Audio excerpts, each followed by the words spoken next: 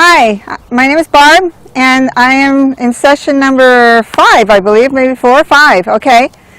Today we're going to be talking about behavior adjustment training and walking fearful dogs, reactive dogs. And we've gone over in our prior classes about dog behavior and dog body language, which all of those things are huge factors when you're walking reactive dogs. This is just a touch of what behavior adjustment training is, and it's called BAT for short, BAT training. They have seminars on this that go for a week, 8 hours a day, and then there's training and testing at the end to be certified.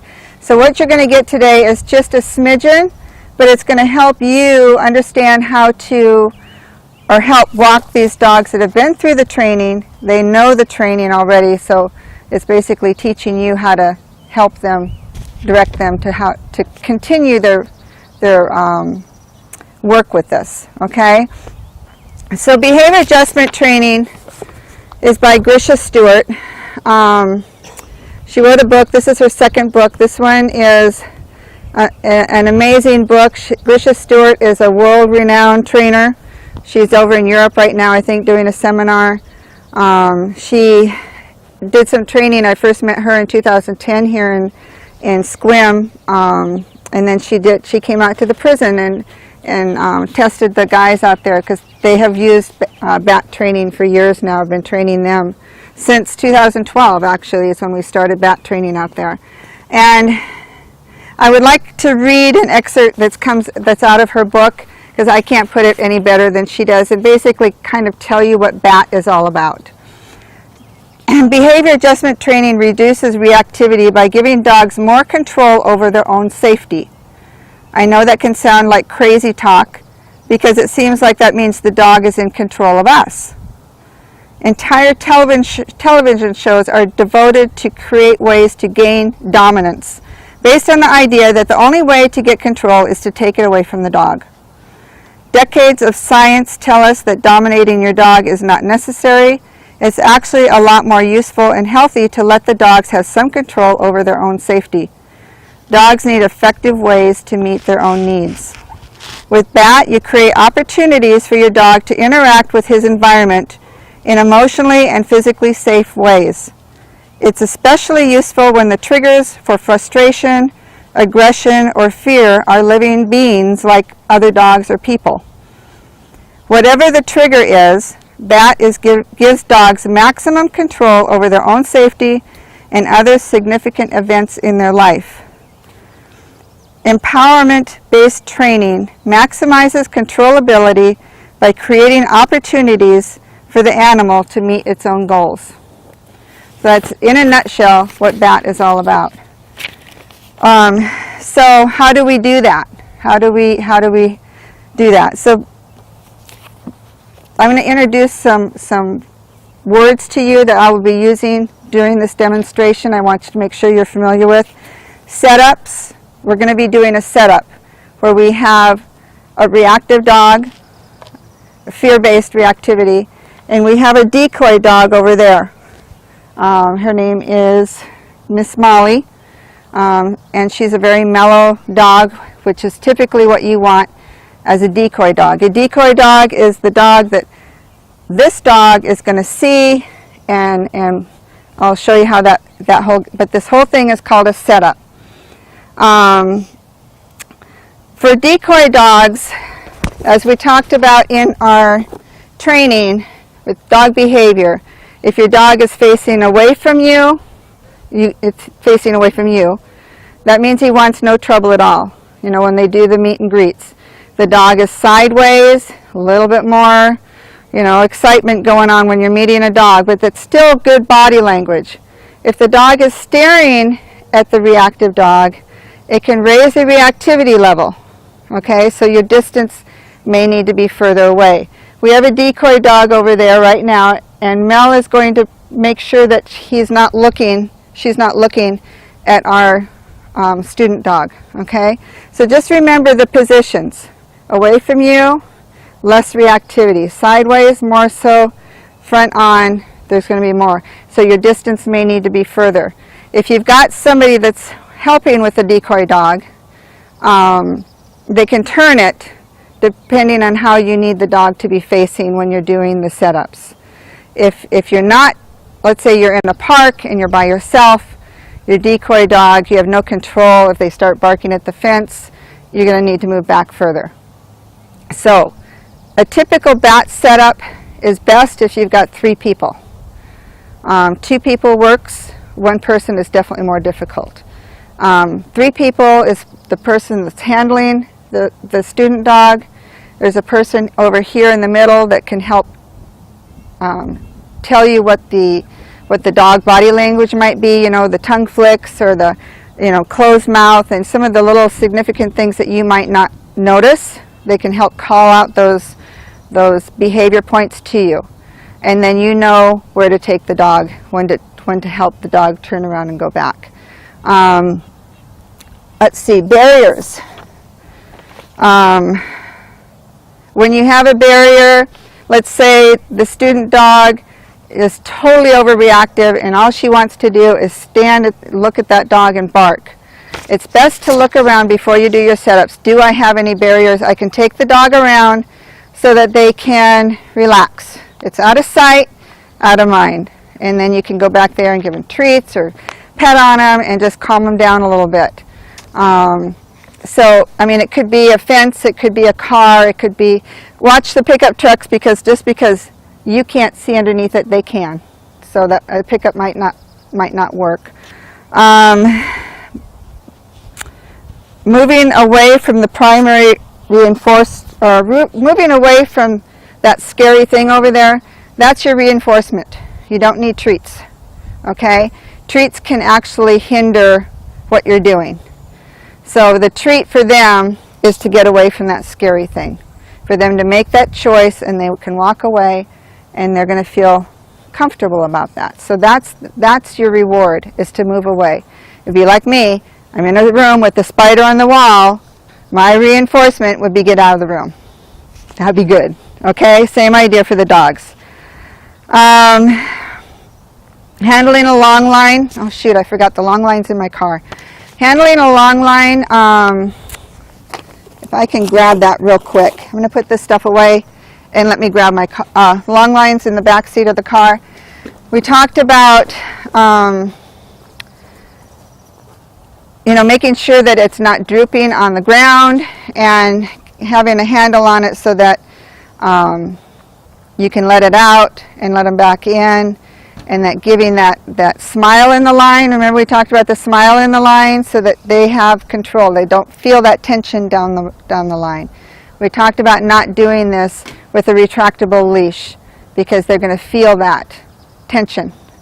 And when you have a dog that's reactive and you're trying to let them make good choices,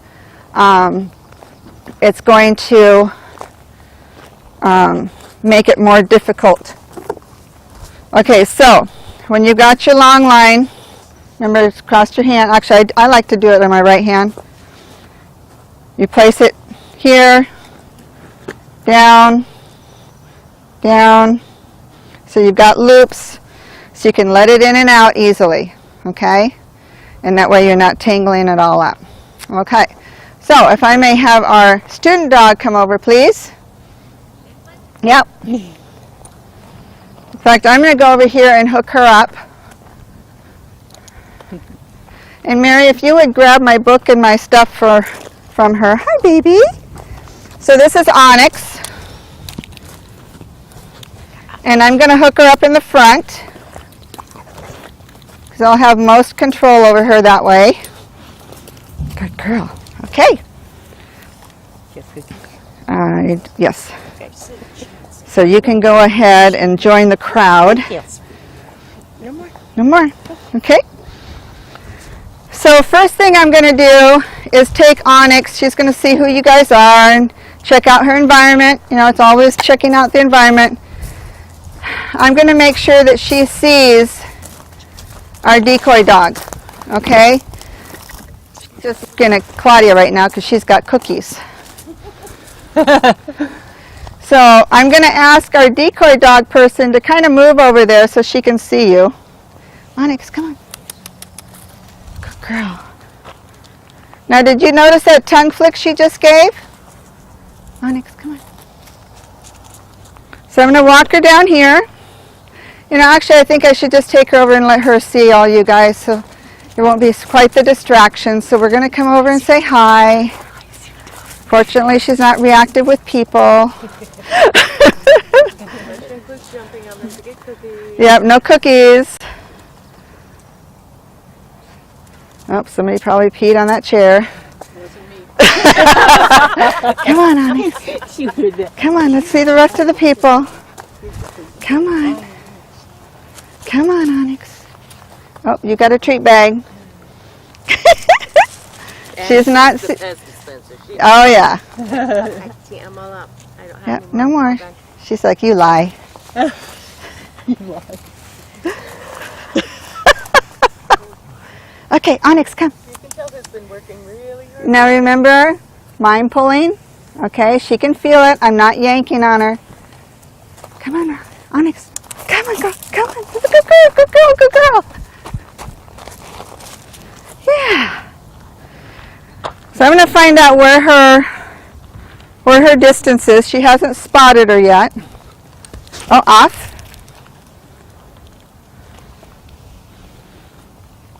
Ground sniffing.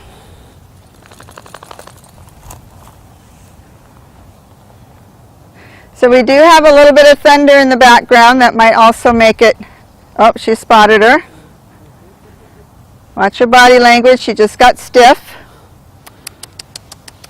Come on. Come on, Onyx. I might be too close. Onyx, come. Come, come, come, come, come. So she stood there a little bit too long, and I called her back. Okay, so now I know where my mark is. That's where she may be more reactive. Okay, distance is your friend.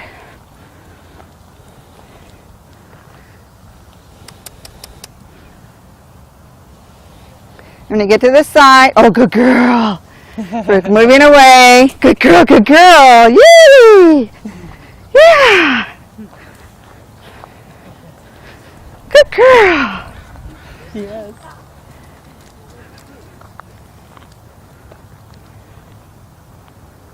Good girl. So her reward, she saw Onyx, she looked at me, we move away. Okay, so when she's, not Onyx, let me see. Onyx saw Molly, she looked at me, we move away. That's her disconnect. She's disconnecting from that scary thing over there.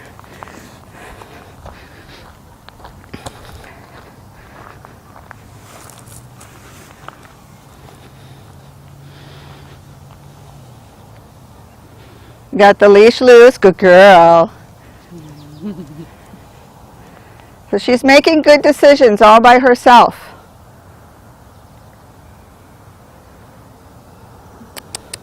She stared a little bit longer than I wanted her to. So I gave her some kissy noises.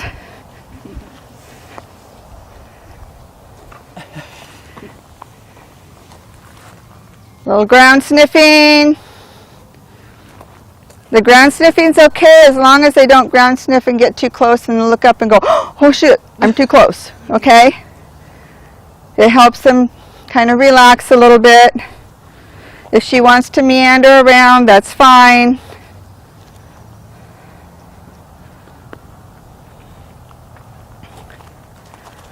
But I'm not going to want her to get much closer than her spot there.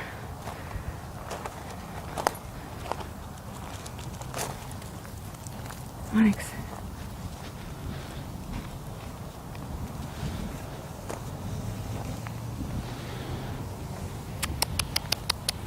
Mind pull. Good girl. Yay! Yeah, come on. Come on. Yay! So this is a good working distance for her. She's not over threshold. She's not barking and lunging. You get into that barking lunging mode, way too close, okay? She's comfortable here. She's safe. She's making choices. It's kind of like watching paint dry.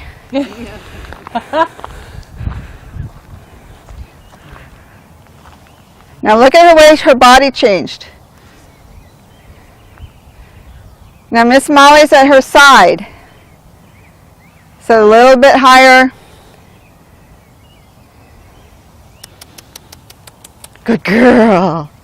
So you don't have to jerk on her to get her back. Okay, if she does go over threshold, again, don't jerk, just pull her back and make it sound like a fun game. Okay? But these are her choices. So when you do your setup,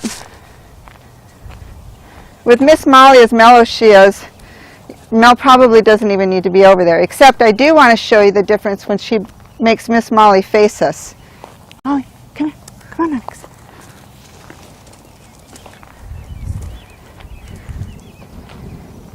Oh, she heard the lightning, or thunder. So can you have her face us? Have her face us. Come here. Come here. Come on, Onyx. Onyx. Come here. Come on. Come on. That's a good girl. That's a good girl. Good girl. Now let's see if her distance changes. Oh, you want to go for a car ride? Come on. I got nothing.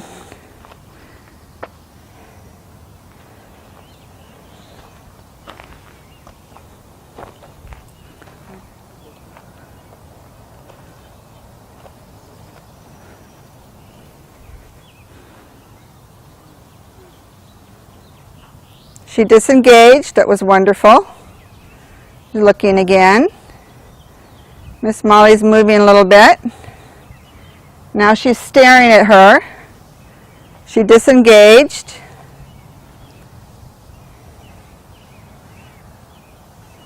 Good girl. A little piece of grass tickled her back.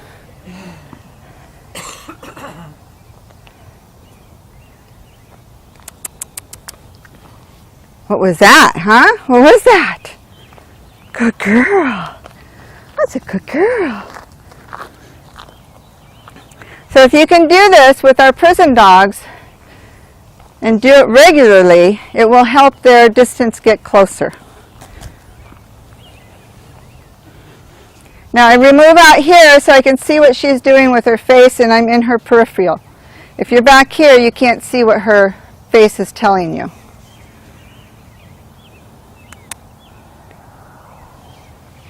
Good girl. I didn't pull on the leash, I just jingled a little bit, and she was able to disengage and move away. She's doing great. Ground sniffing. Come on. Come on. Come on. She's like, I want to go see the people. Come here. Onyx, let's go. Let's go. Let's go. Yay! Good girl. Good girl. Yay!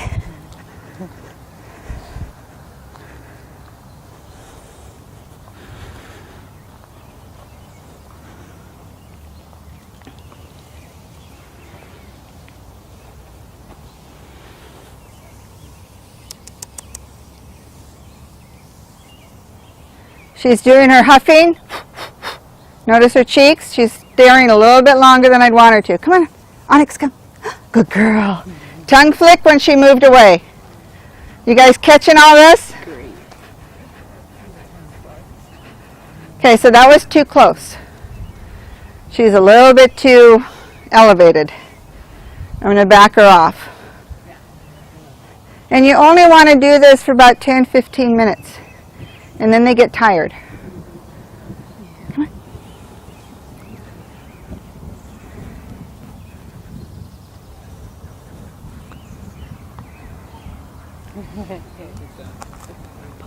Post dinner.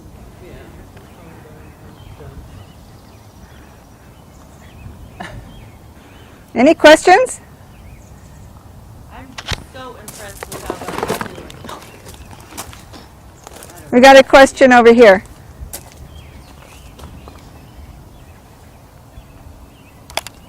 Claudia. You don't know? Okay. Claudia was just saying that she's really impressed with how well Onyx is doing. It's about giving her the choices and keeping her in a safe environment where she can make choices. If I was to try to walk by that place and she got too close, she'd be over threshold, you'd be pulling her back, it would be a mess. And you got to think about this as the dogs, the reactive dogs that's fear-based, when they bark and lunge at a dog, that dog goes away or they go away and they get what they've been wanting to do, and it just reinforces that behavior. What you're trying to do is rewire their brains so that they see something that they're not comfortable with or they're afraid of, and they go, I don't have to do that. I don't have to get all excited and be worked up about it, and I can look at that thing and go, I don't want any part of that, and go away. That's what you're trying to do with their brains. Just rewire it into another function. Onyx has been through bat training at the prison, so she does know it fairly well, and she's comfortable with it. You can tell her behavior is showing that she understands what's supposed to be happening. Yes, Claudia? So where do you take it from here? Okay, from here, you do this over and over and over again. And then you gradually get closer? You gradually get closer. Now, if you were to bring out a real crazy bouncy dog, we'd be back there by the trees, okay? Because Miss Molly is so docile, we can get closer. But you don't ever want to push it over threshold. If you do, don't end it on that, because you just reinforce that behavior. Always end it like this, where she's under threshold, she hasn't gone off barking, and everything's just nice and mellow. This is how you want to end it. So if you get too close and you need to pull her away and let her, and then get back where she's under threshold, work her like this so you're ending it on a good note. Okay? So with her and Miss Molly over there, if you did this probably for a couple of weeks, she could probably get closer, probably half the distance. And she may not react. But you never know. If Molly decides, oh, she's giving me these danger signals, and Miss Molly turns and gets, in her face, she's going to go off. So you just have to be careful. And it can take months, it can take years for a dog to become less reactive. The dog I have, Tilly, I've told you about, it's very similar to Onyx, only a couple, probably 30 pounds heavier. It's taken me 5 years, and she still reacts to cars that go by quickly.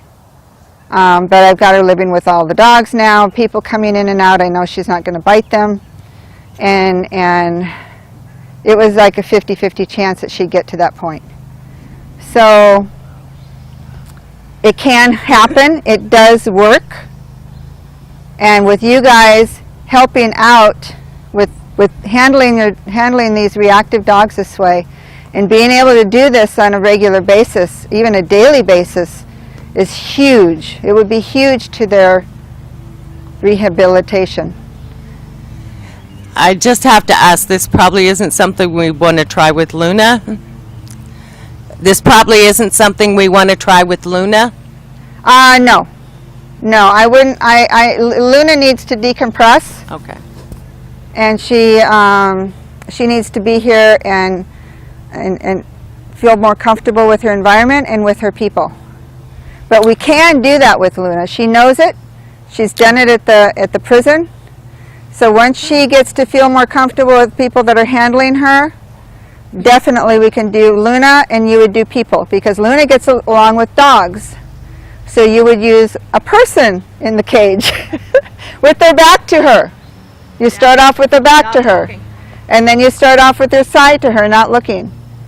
And you can work with her. And before you do that, let me know, and we can make sure that, and doing a setup, when you figure out how you're going to do the setup, I mean, that's key. It's really key that you know where you're doing it, you know the distance that you need, you know the dogs that are doing it, and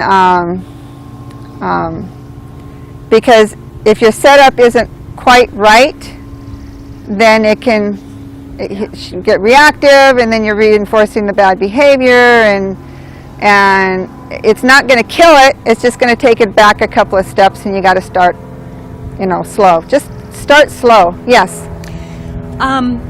I've been working with the long line just in walking the dogs individually. I haven't done a setup. But I was wondering, one of the things that takes me back is we have this set up beautifully to keep triggers down. Yes. But one problem I still can't seem to handle as well as I'd like is when someone's behind a fence and I didn't know they were there. Yeah. And all of a sudden they bark, and like Lil Wilson, just it's so Instant. fast, and I didn't know the dog was behind the fence. So I Well, just and wondered, that's one of those oh poo moments. oh poop. Okay. And you redirect them as fast as you can, and just get them out. Turn around, go Wilson, let's go, Right. and you run out with them, and you might have to drag them Yes. just to get them away from that situation. Okay, that's what I've been doing, and then I just kind of try and take And them then in a calm garden him area down, and get him away from there. decompress. Okay. And if it's, for example, that fence over there that he reacted to, somebody behind there, and then do this with him, you know, to let him know, okay, he doesn't have to. It startled him too, I'm sure. Yes.